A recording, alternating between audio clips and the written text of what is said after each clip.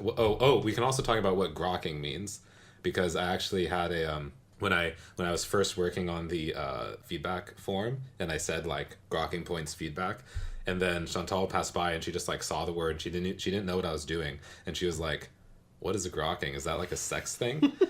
And that's like, and she was just making fun of it, and she didn't realize that that was the podcast. It's like she didn't realize that that was the name of the podcast. She just knew we were starting something, and so I was like trying to fumbly like explain to her what it meant, while she was just like making fun of me, and then she was like, "Oh, that's your podcast." Like, okay, let's start the podcast. Okay, Alex, what is grokking? Is that like a sex thing? I don't even know what that would be if it was a sex thing. I mean, I guess you could apply the concept. It would be an onomatopoeia. So whatever it is, it makes this sound like krok, krok, krok, krok.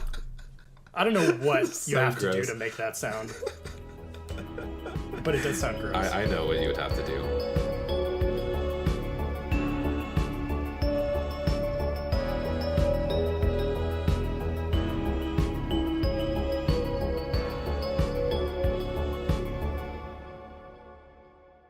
Yeah, so to grok is the verb.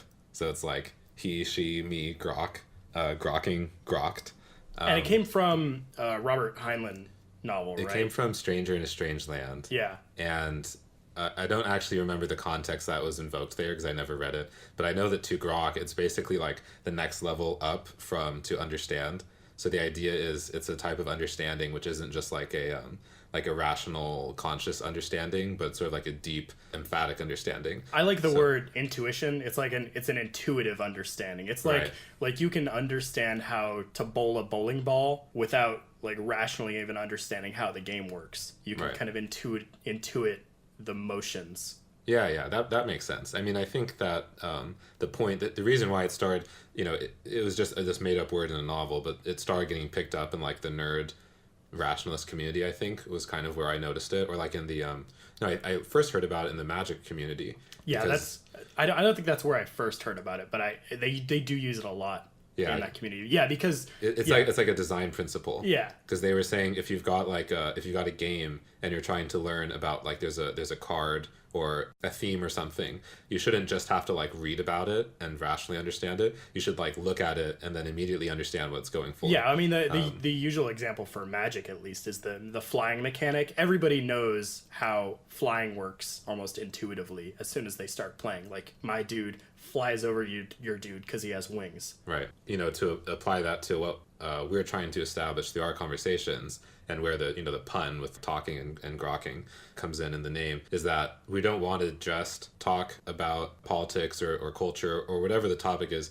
We want our listeners and we want each other to come to like an actual deep understanding of what's going on. Yeah, well, also because we want to come to a deeper understanding. Yeah. Part of this, I think, is trying to create interactions where there weren't interactions. I think there's a really big gaping hole in this centrist kind of podcast environment where there's all these people that listen to shows like Sam Harris, people like Jordan Peterson, Ben Shapiro, and they don't necessarily have some ideological stance behind any one of those figures, but they like hearing all of these different perspectives, and we kind of want to provide a platform for that where we can absorb all those perspectives and present the ones we like and the ones we don't like, and kind of dissect them a little bit deeper than you get on the evening news or even one of those platforms that already exist. Yeah, I think one flaw that I see in stuff like the way that the mainstream, or like even not just mainstream media, but also like people on Facebook and sort of an average off the street political commentator, is that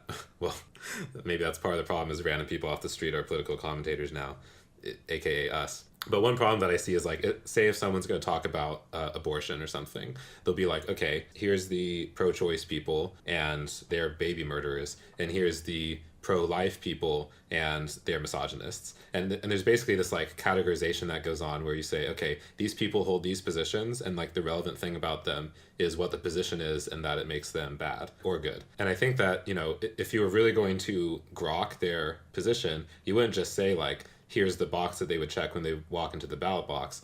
You would say, why do they feel that it's important to be pro-life? What is it about that position that like deeply resonates with them, and that they're not just being like a partisan hack, basically, or that they're not just a misogynist. And so I think that sort of understanding only comes when you do have discussions about that. Like, you can't just have discussions of like A or B, good or bad. You have to kind of dive into what's the culture around it, what are the ideological presuppositions that the people are making. Yeah, right. Why does it matter to them? The idea here is almost like you don't even really disagree with somebody like that on, say, abortion. You don't actually disagree with them unless you can present their perspective in a way that they'll accept. Right. If you just say that you disagree with them without being able to do that, then what do you really disagree about? You just have completely different intuitions about some vague concept that you haven't actually defined the variables of. Right. I mean, the nice thing about, if you can, as you said, if you can represent an argument the way that your opponent, or like someone that you disagree with,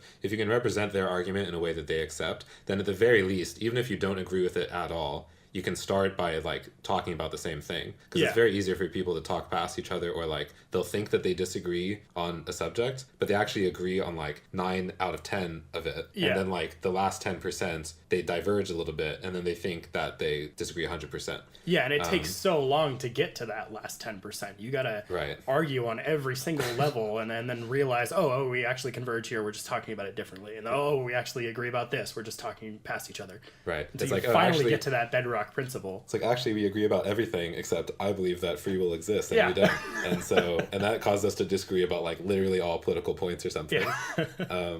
Turns out that that's not a great way to debate politics, but to some degree it'd be a little bit silly if you walked into like a classroom, and no matter what class that you're taking at the very beginning, they're like, well, for the first lecture we're going to talk about the nature of reality, and we need to figure this out before you can learn like chemistry. Yeah, I mean, so what we want to try to get to, I guess, is we want to talk about the public figures that we listen to. We want to talk about the narratives and the ideas that we consume, and then kind of boil those down to bedrock principles and mash those against each other, and see what we like and what we don't like, and kind of create this meta commentary that exists on the internet. Like, you can go to, the Sam Harris subreddit, or, various discussion forums, and find this kind of content, but it doesn't really exist in the public conversation format. Mm-hmm. Well, let's open it up a little bit too, because I don't want to necessarily just pigeonhole us into talking about Sam Harris. Yeah, this isn't a Sam Harris fan podcast. Yeah, well, maybe that's how it started, but that's not how it's that's not how it's meant to be. Because I mean, like, you mentioned we're going to pay special attention to public intellectuals that we follow or something, and that's maybe to a large degree the type of information that we are taking in. But on the other hand, we've also got all of these cultural narratives going on. Like, we both live in the Bay Area, and like I went to UC Berkeley, so I've got a large circle of liberal and like leftist friends. And so I'm like observing stuff every day. Maybe it's not on the news, maybe it's not like on broadcast television, but I'm observing the culture, and like I can sort of understand the political and like social ideas behind a lot of things that people talk about, and like the cultural zeitgeist. And so I think that we're sort of like, we kind of will cling on to public intellectuals and the way they talk about this stuff, just because in some way the best way to discuss ideas is to have like some avatars, people that are representative of different ideas, like hashing them out. In some way it's easier to say, oh, you could say, okay, here's Sam Harris or Jordan Peterson like talking about Noam Chomsky or something. You can latch on to those people as avatars of their ideas or arguments, as opposed to if you say this is how the atheists think about the Marxists, then sometimes you can get sort of confused about the different group identities and stuff, and what does each person actually believe, and there's a lot of overlapping Venn diagrams of that. But I think that the way that we are approaching it of taking these public figures and expressing their arguments and what they represent in the culture is one way of untangling that a little bit and making it more explicit. Yeah, one thing I want to unpack a little bit, I think probably one idea that we converge on a little bit is the ideal of anti-tribalism, and trying to get away from putting ideas and people into immovable boxes that have hard defined edges. Well, so when you say tribalism, do you mean separating people into tribes, like categorization, like there's tribe A here and there's tribe B? Or do you mean like championing your own particular tribe and like fighting for it, because you could categorize without being part of a tribe, right?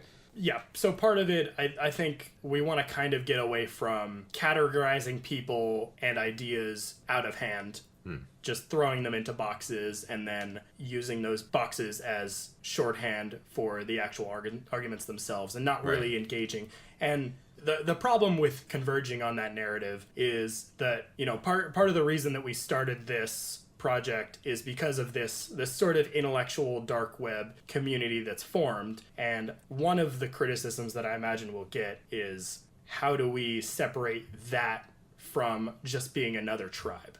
Right. Yeah. Well, because the way that you were talking about tribes just now, you're talking about the issue that you have is the reckless categorization, like saying, oh, this person's conservative, so therefore like they're far right, or they're in like the bad category and we're in the good category. So that's one way of viewing it. The other way of viewing it is like, are you fighting for something? Because if you're fighting for something, you could say, well, whatever you're fighting for, by definition, that's the tribe you're in, and the thing you're fighting against is another tribe. So as long as you have any sort of values or ideals at all, you're, quote, tribal by that definition. So I think that that's what, you know, a couple weeks ago, there was a debate that Sam Harris was getting into, where he was saying, oh, I'm not tribal because, you know, I've got all of these different people I'm talking to. Some are black, some are Muslim, some are women, some are gay.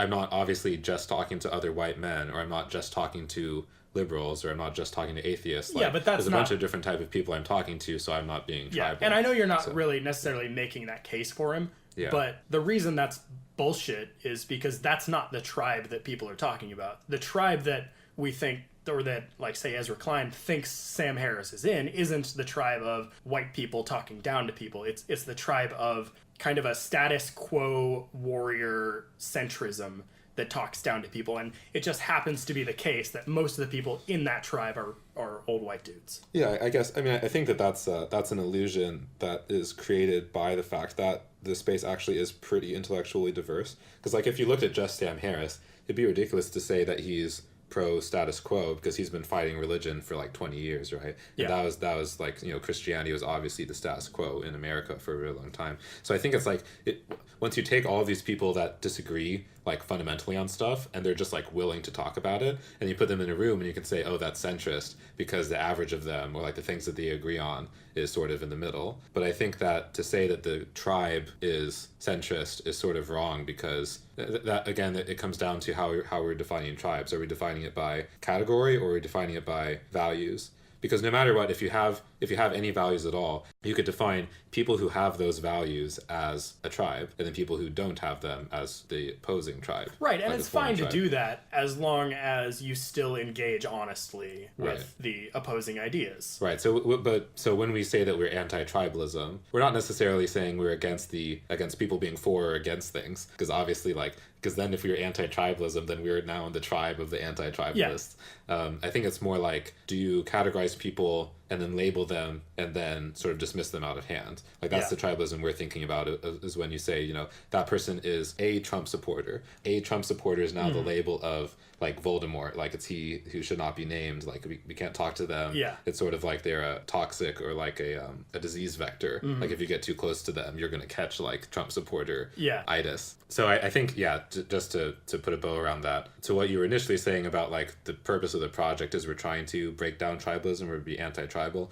To me, what that means is not dismiss people based on surface labels, whether it's, you know, that could be race or gender based, or it could be ideological or political. Yeah, well, the problem I see emerging here, we do that to some extent, and it's okay. We're going to put a label and put in a box and put it into the closet people that think it's morally good to eat children, or, you know, whatever just absurd ideology you could come up with, or literal marching Nazis. Like, we're probably not going to talk to those people. We're okay with saying, okay, they go in a box in the corner, and we just don't need to engage with those people. So where do we put the line for that is the problem. I think it embedded in what you're saying is engagement, which is like, if you're talking about literal marching Nazis. I mean, obviously they don't want to engage in a conversation anyway. Well, what if It's they not did? like we're going to do that. Like there's plenty of extreme white nationalists that would love to be on, I don't know, Dave Rubin's program, I'm sure. Yeah, sure. But they're not literally marching, right? Like the whole point of, unless you use literally as figuratively. But the idea is like, if you got to the level of military engagement, then yeah, that has to be physical and combative in some way. But if it's like, if you do have a person like Richard Spencer that's going to go and they're going to like argue their case, there is some reasonable argument of maybe you should be arguing against them instead of shutting them out. Maybe the best way to fight the ideology, as like someone like Sam Harris would say, is to disinfect it with sunlight, right? Yeah. I mean, I'm not saying that I agree with that, but I think that I personally, outside of the purview of this podcast, like if I just happened to meet Richard Spencer and we were alone in a room for like 2 hours, I would probably argue with him. Yeah. I wouldn't like ignore him and like stand it's far away. It's the difference between, just having that debate or giving him a platform. Right. I mean, in this case, he would be giving us a platform because we have maybe like 5 viewers right now, including us. So I mean, I think that there is some reasonable argument to be made about that. Like, I think if Richard Spencer showed up on Sam Harris's podcast and Sam Harris just changed his mind about taking him seriously, I'm pretty sure Harris would give him a round spanking. Like, I can't imagine that Spencer's views would withstand criticism, except insofar as he's just like, well, I don't actually care about criticism. I just want my people to have land and power. Yeah, I mean, I guess where I'm coming from here is that I think there's going to be a range of ideas that we think it's worth giving a platform to and debating, even if we disagree with them. And then there's a range that we don't think that about, like flat earthers, where there's just no reason for us to discuss flat earth theory. Yeah, I mean, I don't think we should have an episode about flat earthers. I do think there's something reasonable to be said for like, why do people actually believe this stuff? Yeah. Because I think that part of the dismissal, like maybe even, I don't know if this is tribalism because flat earthers are such a small tribe that it doesn't even really matter. Maybe a better example would be like the Westboro Baptist Church, where a few years ago they got really, really prominent for all these like super aggressive protesting tactics, and they were like super biblical literalists, and they were talking about how people were, going to burn in hellfire, and maybe there might have been some rapture alarmism there. But I think if you're going to talk about the Westboro Baptist Church, it's irresponsible to talk about it in terms of like, here's the bad people and everyone else is good, and let's like get rid of all these bad people. I think it makes a lot more sense to say, like, these people deeply believe in something and it's motivating to them. Why is it so important to them? And like really understand that. And to understand in this case is obviously not to agree with. It's not to say, oh, if we understand them, then oh shit, now we've got like the Westboro Baptist Church plague and we're gonna now join them and start protesting outside of abortion clinics. It's more like we're trying to grok them, right? That's the point. If you label like Westboro Baptist Church equals bad, therefore let's stay away from them, you're leaving the grokking on the table. You're saying we're not going to ever develop a true deep understanding of where they're coming from. And that's like a fringe stupid example in some ways. Well, I mean, but that's what happened with Trump, it's right? a good example because there are so many fringe stupid ideas and you can't grok all of them. There's just no way. It's not worth spending your time grokking every single stupid fringe idea. Well, in the like specific case, that is true. But I think that cases like flat earthers in the Westboro Baptist Church, they came up not because they're fringe and stupid, because like you said, there's essentially an infinite number of fringe stupid ideas. It's more that they rose to prominence particularly because they have like a certain mimetic quality of like, this idea is so fringe and stupid that it's actually like elevated. People are paying attention to it. Or like, and you could put any cult into this category and like somehow the cults are still gaining members, right? And I think there's one side of that which is like, well, if we're talking about it, then we'll just get more people into the cult by accident because we're giving voice to it. But I think my personal opinion on it is, if you believe in the truth and if you believe that those people are like deeply wrong in like a general way, like let's say all cults or like all conspiracy theories or something are wrong in some general way, which is that, they're not able to look at evidence, or they're not able to be persuaded by like social norms or their families or communities or something to leave these toxic communities or ideologies. If you understand that mechanism, to me, that must be the only way to being able to get them out of the situation.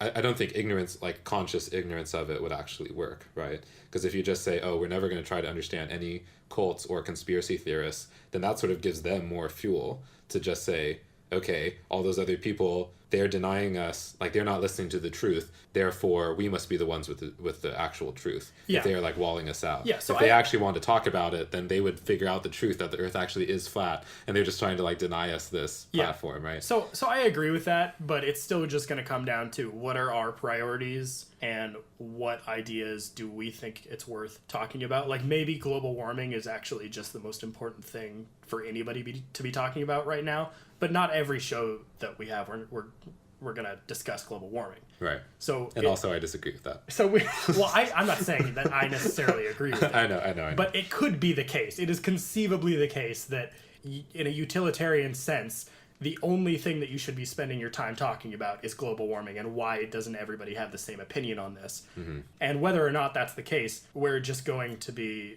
wrong about some things. There probably is something like that exists that we're not going to be talking about every second of the day. And we're just going to have to trust that we have priorities that make sense and the ideas and people that we discuss are going to be worth discussing. Yeah, I mean, I think our attention is going to be always focused on what are other people talking about. Yeah. Like what are smart people talking about? What is the culture talking about? What are the things that are most interesting to us as individuals? Mm-hmm. And I think it's necessarily going to lead to some disagreements and some arguments about stuff. It's like when you bring up the climate change thing, you could argue about whether climate change is actually the biggest thing we could discuss. We could argue who's talking about climate change and what are the like political interests there. We could argue like what's the place that it operates in the culture and like why does that matter? We could say is utilitarianism the right framework to evaluate causes? And does that reasoning hold? Like if global warming was the most important thing, does that mean everyone should be talking about it? And I think that those are all areas where, again, you could agree on like 90% of those things, but the 10% you could really like dive in and figure out like maybe somebody that believes global warming is the most important thing and someone that believes that abortion is the most important thing are actually totally aligned, except on something that they just need to like hash out. And without that hashing out, you'll just see like infinite divergence. Like if people that agree on 99% and disagree about 1% are sorted into different categories, eventually you've just got infinite categories. You can never align on anything. And I think that's where the grokking comes in, really. Yeah, and you could grok people without. You don't have to agree with everything someone says to like understand it. Yeah, and I think a lot of people really understand that, and that's why there's so many people who do listen to all of these public figures that are in completely different categories. Right. Yeah, and then I think something that we would seek to remedy or like address is say if someone like Jordan Peterson, he'll have literally thousands of hours of lectures and conversations and podcasts and audiobooks and content that are out there, and some of them have like more views or like more popular than others, and there's like a body of knowledge there. But then if in like one 10-second clip of those like thousands of hours of audio he says something that like sounds bad about women, somebody else can quote that, and then that gets drawn into their social circle. Exactly, enforced monogamy. And that gets drawn to their social circle. Somebody will perceive that information. They'll say, oh, Jordan Peterson said this thing. He now belongs in the category of far-right extremists, and I no longer have to take his ideas seriously.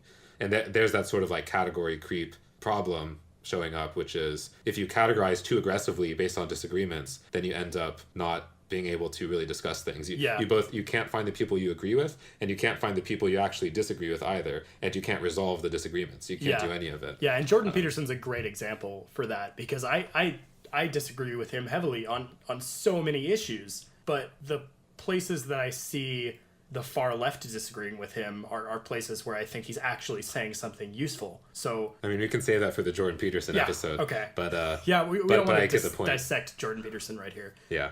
But one of our goals here, I think, is to kind of distill, okay, what are the useful things that these people are saying, and we can filter out some of the, because everybody says something crazy eventually. We can just kind of filter that out, note it, agree that it's there, and then kind of move on to the useful discussion. Yeah, I mean, also just to put a pin in the Jordan Peterson thing, it's probably worth mentioning, and this is going to matter soon, that we met via the Jordan Peterson subreddit. Yeah. And I had posted something about Jordan Peterson, and I said, well, the title of your subreddit, or the title of your post was, which is what led me to the post, was why I'm leaving r/Jordan Peterson. Right. Yeah, something like that, or why I'm unsubscribing. And so for me, I had been following Peterson for like a year, and I had really bought into a lot of his ideas and work, and I thought it was super interesting, and it was changing a lot of how I was seeing the world. But I realized that in the process of that, I was just like spending all of my time online. I was just listening to stuff, but I wasn't engaging with anything. I had been in an online community, or like various online communities on Reddit for like 10 years, but I hadn't met a single person. And I was like, at what point is this really helpful, or do I need to like go out into the world and do something? Like, do I need to talk to real people? And so I posted about that, and I said, if you live in the Bay Area, if you want to talk about this stuff, like reach out to me.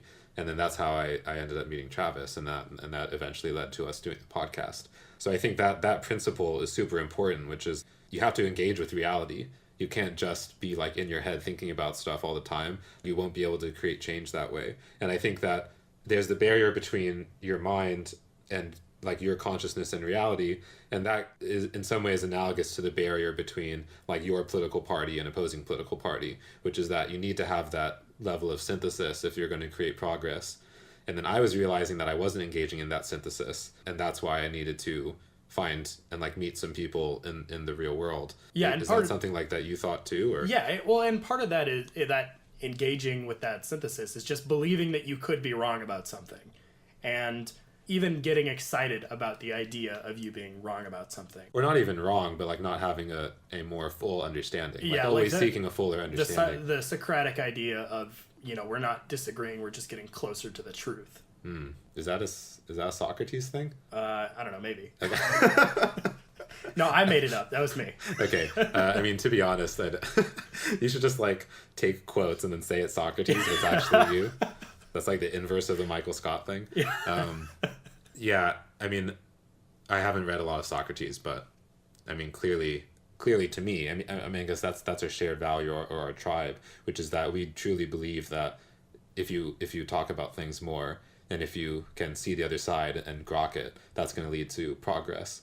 And that's not necessarily true. Like, you could imagine a universe where sharing more information was actually really bad, could be damaging. Yeah. Like, you wouldn't apply the same principle to like, cybersecurity or something. Yeah, well, let's just like, every time there's an exploit, let's just like share it with everyone in the world. And we just happen to live in a world where there aren't a million different variants of easily creatable smallpox viruses. Yeah.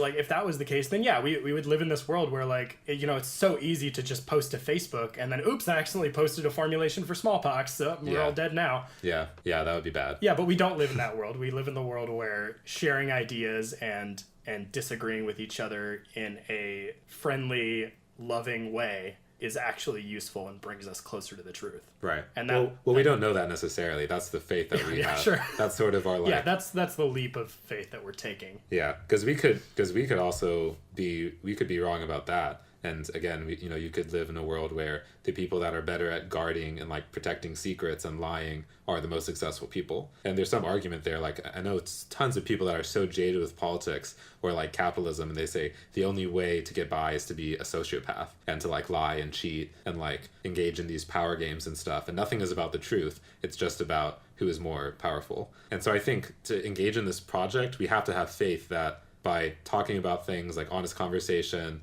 honest engagement, attempt to grok what the other person is saying, that's going to create a better future. And maybe that's not true. We just have to have faith in that. And that's kind of the energy, the values that are driving this project forward, and also the wider community, I think, that we engage in. That's like a really core set of shared values. Yeah. It's like free speech, conversation, understanding. And maybe that's what we can say is like our mission statement. That's where grokking comes in. Yeah. In a fully non-sexual way. We just want to grok each other. We want to grok each other as hard as possible. I want to grok you so hard. We want to grok as many people as hard as possible.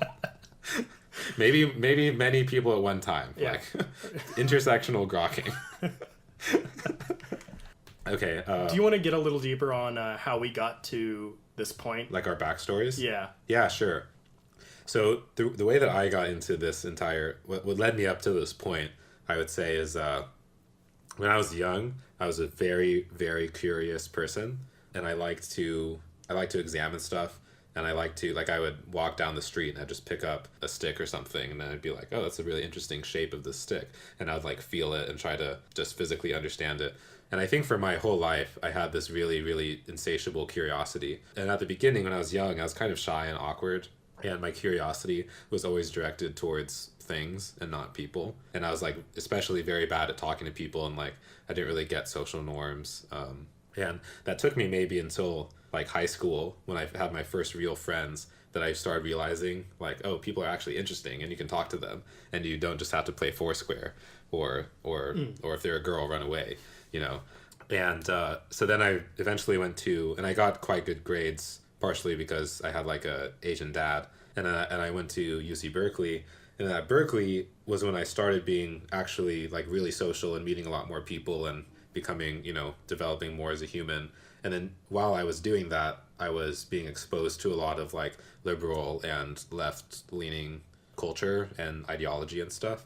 And I lived in the co-ops there, which are like communal living spaces that are basically filled with like hippies and, you know, people that are very open to like drugs and hookup culture and stuff like that. So more of the like cultural aspects of the left.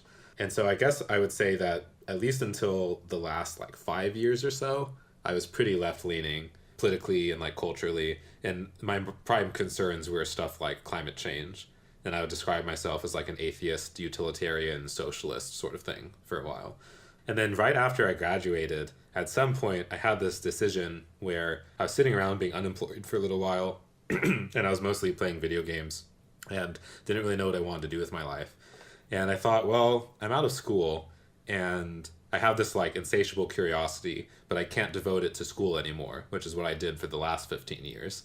Or like sticks aren't that interesting anymore. Yeah. And video games probably aren't the best use of time. So what can I do? And I thought, okay, I should probably read a lot. So I ended up, but I was like so bad at reading books. I couldn't, it would take me like a year to get through one physical book. So I started listening to a lot of podcasts and audiobooks. And this is where I like really super got into podcasting. And just happened to be that the first couple podcasts I listened to were stuff like Waking Up with Sam Harris, sort of like an atheist slash like philosophy slash politics podcast. And then I listened to the Tim Ferriss show, which is a little bit more practical, I guess. And then I listened to some economics podcasts like Econ Talk. And so I would say Econ Talk, and to some extent Waking Up, was where I first got really exposed to conservative thought, like conservative ideology, which is weird for like a 22-year-old to have never really, like my entire experience with conservatism up until that point was like, oh, here are the people that are anti-gay and anti-abortion and anti-climate change. Those people are fucking idiots. And my life mission was to some degree like fixing the problems that they caused. But then when I started to actually have my mind open a little bit and started paying attention to what people were saying, I thought, oh, actually, these guys aren't idiots. So I guess there's like 1% of conservatives that aren't idiots. That's kind of interesting. And then as I was like drawn more and more to those types of information, like those political opinions that were just confirming my beliefs, I started realizing, oh, there's actually like a large number of people that aren't idiots that are conservative. And maybe actually some of the ideas that I disagreed with my friends about, like my liberal friends, it wasn't just because we disagreed and I was smarter than them or something. It was because they were liberal and I had some conservative ideas I didn't even realize that I had before. And so I was drawn much more towards the center at that point. And I started realizing like a lot of flaws with my culture, like with my liberal, like Berkeley post-grad culture. And I started questioning more and more. And I've been doing that roughly for the last like several years until I guess you might say my like true red pill experience was this last year, like 2016, 2017, when I started paying attention to Jordan Peterson. And that's when I realized that, I mean, after basically living my entire life identifying as liberal or even leftist without, I didn't even know what the distinction between liberal and leftist was until like the last year when I started thinking about this stuff more deeply. And now I would probably, for the most part, identify with conservative values, at least conservative as defined in like modern US. I mean, not conservative like Saudi Arabia. And that was like that was a weird revelation for me to have, because not only did I forever identify as liberal, or I should say leftist, but also like pretty much all of my friends were, and I just had this idea of like the right was the bad guys and the left were the good guys. And this was, you know, never more clear than after the election of Trump. And I was a never Trumper from the start, and I still continue to be. But I started seeing, my friends on Facebook after the election, they were like, well, I guess I've got to unfriend all of my family members that are conservative. Yeah, I had some of my close friends saying that they would never want to be friends with someone who was a Trump supporter. I heard people saying that, like, if you supported Trump, yeah, you were essentially a Nazi, even if you didn't believe in anything that the Nazis believed. So just as I was starting to lean slightly more conservative, I started seeing this like huge rift being torn apart, where the left were becoming much more liberal, the right was sort of like reacting to that. Sorry, the left were becoming more left, like more, I don't know, more sort of Marxist or progressive. That's the better word, more progressive. Not that all my friends are Marxist. That's only like 60% of them. Yeah, so left becoming more progressive, in some way in response to the right, and then the right becoming more almost even authoritarian in response to the left through their election of Trump and through maybe a series of like demagogish candidates. And I just found myself sort of in the middle, because I was like, well, I might identify slightly more with conservative ideology now, but I don't identify with any of the people. Like I'm not supporting any of these politicians. I don't even like them. But then I don't feel part of this culture on the left either. And so I just entered this culture on the internet with like podcasts and discussion groups and forums and YouTube.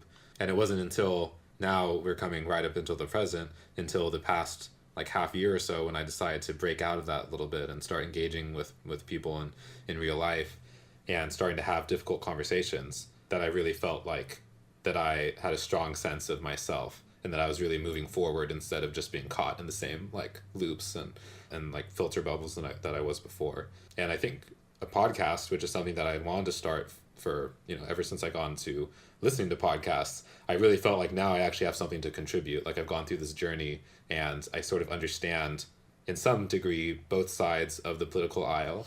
And I feel like I can talk about that with some, at the very least, the wisdom to be able to say I don't know and like to ask the important questions. Mm-hmm. So that's my story. Well, I identify a lot with that. I think I went through a pretty similar transition or loop, I guess.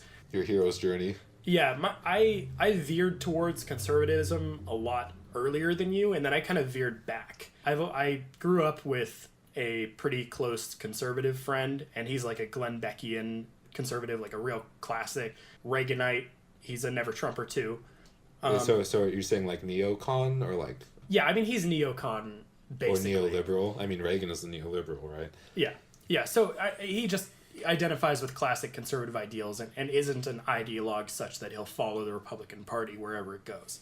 So that was a really early source for me of pushback on my progressive ideas in, I don't know, middle school and high school, as long as I knew him.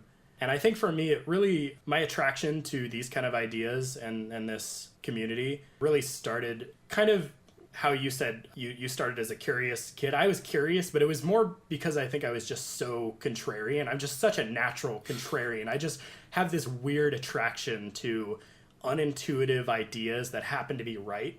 And I love sharing those ideas and hearing those ideas and having my worldview flipped on its head. It's just the most exciting, interesting thing for me.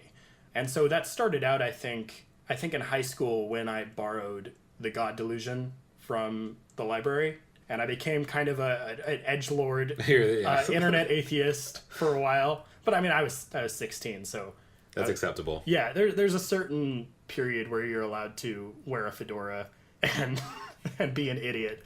Yeah. And eventually, I kind of diverged from that. I think Penn Jillette from Penn and Teller really introduced me to a lot of conservative principles that I still identify with. When was this?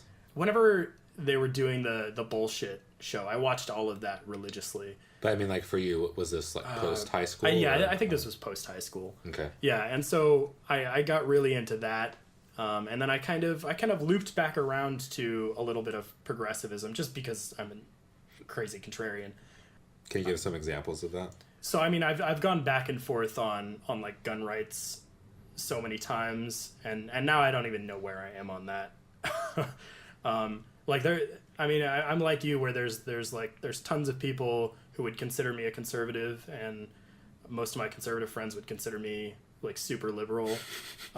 You're in that awkward place where when you watch SNL with your girlfriend's family, you kind of cringe at it because it's so like one-sided and ideological, but you also don't like watch conservative media or support Trump or like you think they're right about some stuff, but it's still like gross and icky and tribal. Right. Yeah. Yeah, I can't stand to watch Fox News, for instance. Yeah. I did watch a lot of Fox News in high school, not like hate watching and not like enjoying it either, just kind of I've always just been really interested in other ideas and in ideas that challenge my worldview. I listened to a ridiculous amount of Glenn Beck, probably 100 episodes at least.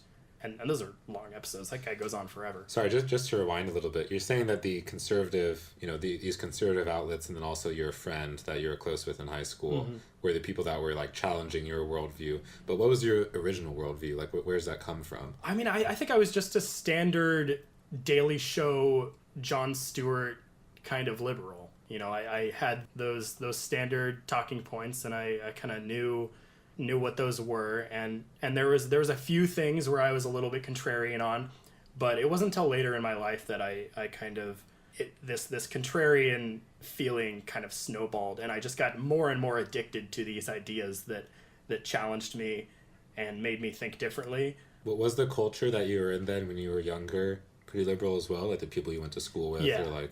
Yeah, I mean, it was like relatively apolitical. I think most families are relatively apolitical. Like maybe they have political ideals, and values, but they don't go deep on them necessarily, and they don't discuss them in any super nuanced way.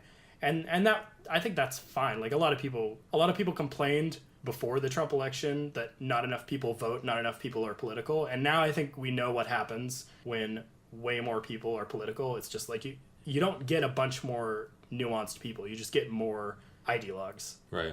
Well, maybe in the short term. I mean, I would say... Yeah, that might be right. We might be in a transition phase. I don't know. Like a lot of people... Well, not to go on too much of a tangent if you're still telling your story, but a lot of people would say that, civic engagement now is at an all-time high. So people are probably bad at it now because they hadn't really engaged in it for a while. But ideally, what would happen is, in like 10 years from now, we've sort of gone through this, like, the puberty equivalent of social media, and we have like a more mature way of sharing views and like interacting with a and another leap of faith I take here is I really believe in the power of democracy and the power of group decisions, not only because it's the only thing so far that's staved off authoritarianism, which is the worst political situation imaginable. Is it? Okay. Mr. Contrarian. What about China, man? Every horrible thing that's happened in the 20th century was because of authoritarianism on some level, and our democracy is what checks against that imbalance.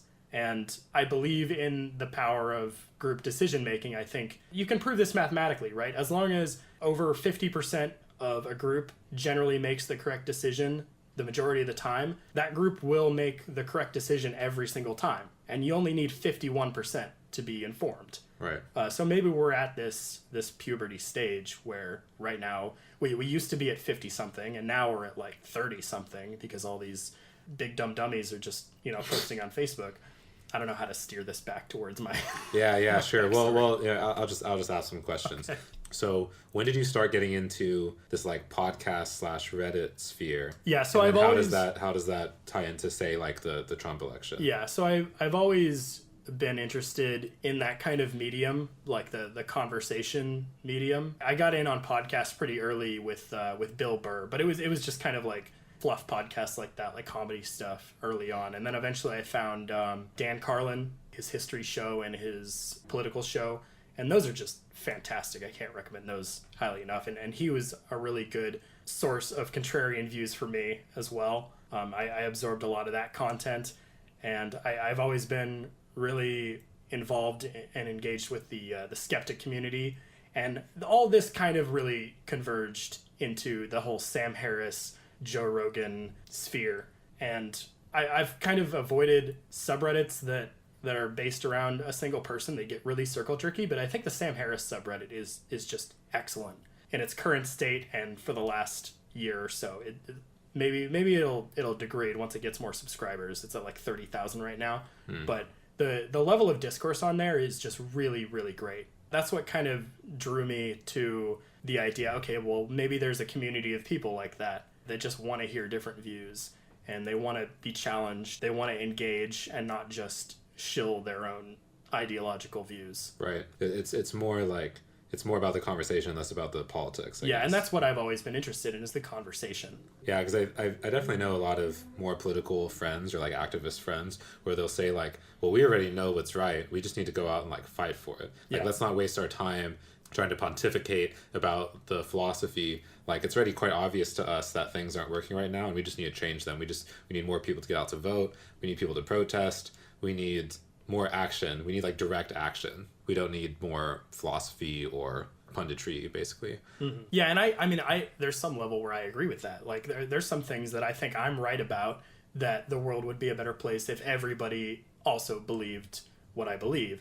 But I think the best way to get there is by discussing it, and by putting those views in the public conversation, in the battle of ideas. Yeah, I had this framework that I've been thinking about for a while, which is sort of like, there's these three levels, which there's competition, persuasion, and introspection. So competition is when you just have two groups that are literally competing with each other. So like whether it's over resources or territory or people. And then persuasion, which is the means by which you can get other people onto your side. So you can sort of share your ideas and you can say, oh, this is actually a better idea. And someone who was previously someone you were competing with is now on your side. And then you can have introspection, which is the process by which you yourself change your ideas, and you could switch sides without necessarily being persuaded, or I suppose you could be open to persuasion, or you could persuade yourself. And I think that like just like looking out into the world and then seeing these different types of interactions play out, I feel like I'm seeing way more competition than I would like, and not nearly as much persuasion or introspection. Mm-hmm. Like, I feel like people, insofar as people do persuade, they usually persuade by lashing onto something that someone already believes and convincing them of it, like, even more, as opposed to, people talked about how great Trump's persuasion skills were, and like, oh, Donald Trump is just a master of persuasion, that's how he won the presidency. But really what he did was he mostly energized his core base. He wasn't getting a bunch of leftists over on his side, right? Mm-hmm. And so to me, persuasion means getting someone that doesn't agree with you to like really understand where you're coming from. Yeah, at the very least, to see some of your side. If not agree with you, at least just kind of understand your perspective. Or be on your side in some certain way. Like, they might not agree with you on everything, but if they're on your side in a more fundamental way, then you can start agreeing on different political positions. Mm-hmm. And then introspection is like not nearly happening enough, because so many people, especially with modern technology, they're sort of directed into certain information bubbles by algorithms, and there's a reinforced pattern of behavior by which you seek information that confirms your existing belief, and you seek to match with whether it's friends or information sources or dating partners that align with you as closely as possible. And so I think that develops habits in a person where if they're faced with a policy decision, they want to decide how they're going to vote. Instead of like sitting down and like really thinking about it, it's much easier to outsource your brain into your like political environment and say, oh, what's all the people in my group think about this? And then that sort of coalesces on like, oh, we're all going to just vote for Bernie Sanders because he's like the good guy and the other guys are the bad guy. And I guess in some way that's an efficient form of decision making, but it sort of leaves introspection on the table, because it just says, let's simplify, let's figure out who's good and who's bad, and then just get onto the good team and start competing. Yeah. Like, let's not waste our time with introspection, persuasion, because we already know that we're right and the other guys are never going to be persuaded anyway. So it's just like, we just got to get out there and vote, basically. And just like the tribalism talk that we had earlier, we're not saying that we're never going to fall into this trap. Everybody does this confirmation bias thing, and I totally believe that I fall for it. I don't know how often, like that's kind of the nature of the cognitive bias, but the idea is to just kind of get as far away from that as we can and try to grok these issues in the most honest way we can. Right. Yeah, and I mean, the faith-based argument there is like, yeah, the honest conversation will eventually move us forward.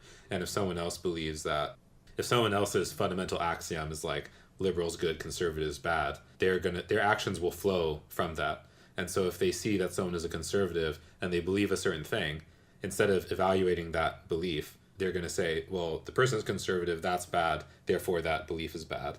I mean, obviously that's an oversimplification that I'm making. But my point is that like if your axiom is your team is good, the other team is bad, that's the form of tribalism that we're trying to get away from. And if the axiom is open conversation is the best way to approach truth, then that means that even if someone is your opponent politically, the best way to deal with that is to talk to them and understand where they're coming from. Yeah, and maybe that's a tribe, but that's the leap of faith we're taking. Is that tribe is okay. Yeah, we're on the free speech tribe. Yeah. Go conversation. Go team Grok. It's Grok everybody. Grok everybody you can. Yeah.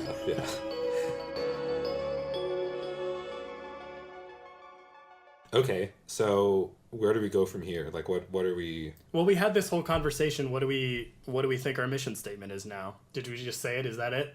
to grok as many people in as many ways as possible. Yeah, that's it. Yeah, that's our subtitle. We got to go and update our podcast description.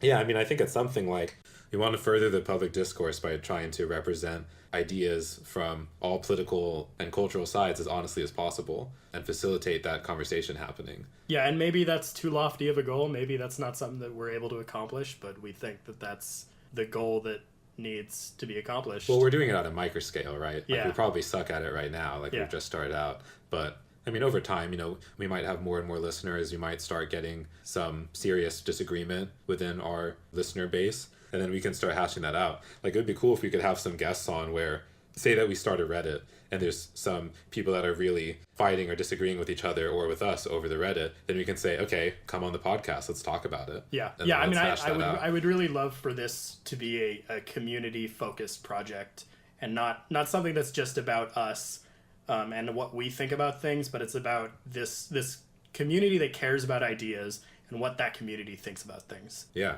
And hopefully at some point we'll get out of just like meta level conversations and we'll talk about some actual policy. About the ideas. Yeah. I mean, just now we just passed this election. There was this recent California primary election. So there's some propositions on the ballot and there was some candidates and stuff. And I had been so busy thinking about these like high level, like cultural, philosophical concepts that I didn't know crap about any of the propositions, and it was like a day away. And I tried to research them, but they ended up being complicated. Like they were about budgets and bureaucratic processes and stuff. It wasn't something obvious like, oh, are you pro or anti the death penalty? And so I realized like I wanted to be more engaged with local politics, and I had no idea what was going on because I was maybe operating at too high of a level. So maybe next time we can do a pod where we're talking about like 2020 presidential candidates or something, or we can talk about, you know, some specific policy that is being discussed, or like there's recently the Supreme Court case about gay cakes, yeah. As though the cakes themselves are gay. Should cakes be allowed to, you know, marry other cakes? That's probably something that we'll get into later, but that's all going to be within the wider goal of our conversation. So if we are going to talk about gay cakes, we're not going to say here's the good guys and here's the bad guys. We're going to say, why would someone be against gay cakes? That's, you know, obviously a lot of people are. I mean, the Supreme Court decision was fairly one-sided. It was like 7-2, but there's a lot of liberals that were really upset about that, even though liberal justices voted for, well, we can't really do this without really digesting the case, but a lot of liberal or like left-leaning Supreme Court justices voted for against the gay cake baking for the people that didn't want to date, for the conservative side. Yeah, thanks.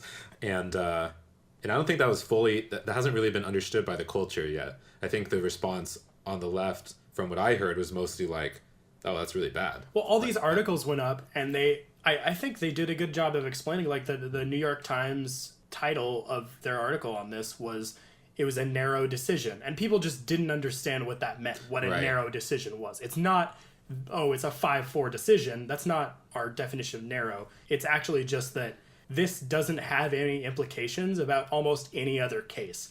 It's very surprising for the Supreme Court. Yeah. Because usually Supreme Court decisions, because they have to put so much effort into it, it's like specifically represents a precedent for... Yeah, and this has almost no precedent. The precedent for this is if a local justice system like the Colorado, whatever was trying to enforce this, if they're disrespectful of your religion, then that's going to go badly for them. That's like the case that they decided. Yeah. It almost had nothing to do with gay cakes. Right.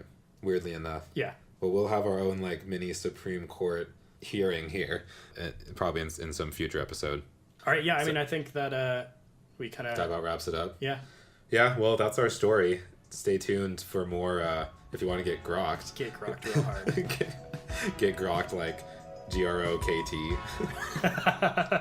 Okay, that should be our subtitle. Yeah. Grokking points. Get grokked.